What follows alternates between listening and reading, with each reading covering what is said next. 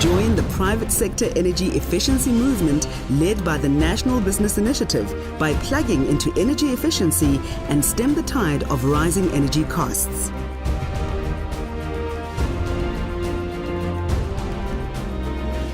So just some practical tips on energy saving for HVAC systems. Some of the things you can do is just basically to avoid excessive heating or cooling. A typical temperature for human beings is 22 to 24 degrees. You don't need to have your air conditioner in winter sitting at 30 degrees or in summer sitting at 16 degrees. Okay, that's a waste of energy. Okay, I mean, you find some people sitting there at 16 degrees and somebody next to him is freezing cold.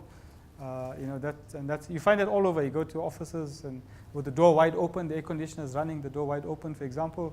Those type of things. So the proper operating of the air conditioning system must be within that framework, 22 to 24 degrees. Okay. The other thing also is reduce internal solar heat gains to avoid overheating. So this is typically talking about building insulation, insulating the buildings to prevent heat losses during winter and overheat gain during summer. Okay. So South Africa, there's a lot of opportunity for insulating your buildings, and it's a much cheaper alternative than putting new technology. Like examples, like when Benjamin can give you examples, in Europe they paint the roofs white in summer to reflect a lot of the heat from the building so it doesn't retain all the heat. So that also helps in terms of, so there's lots of things that you can do with insulation to save energy, okay? And obviously reduce your air conditioning. Also, the other thing that saves on air conditioning, when you change your lights to energy efficient lights, like if you like incandescent light bulbs generate a lot of heat, isn't it? By changing that to energy efficient, you actually reduce the amount of heat in the room, and the air conditioner also runs less as well. Okay. The other thing is look at putting control systems on the air conditioning systems, and to match your occupancy. For example, air conditioning systems come now with even occupancy sensors or timers and stuff like that you can put on them.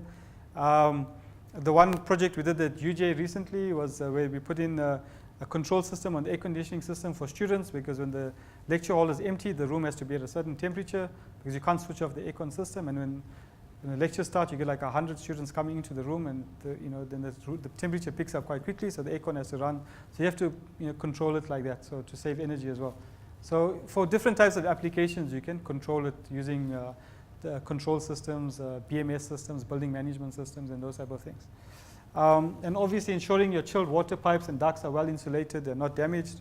So those type of things. So another example I did was at the hospital in Stanger, government hospital, where the chiller plants were completely not maintained and broken down, and the temperature of the chiller plant was running at 6 degrees instead of 12 degrees, and the air ducts were leaking and all sorts of things. So obviously they weren't getting enough cooling, so they had to reduce the temperature to 6 degrees to get enough cooling throughout the building. So some parts of the building were very cold, and other parts were very warm or just average temperature. So it caused a lot of problems just by not maintaining it. Okay.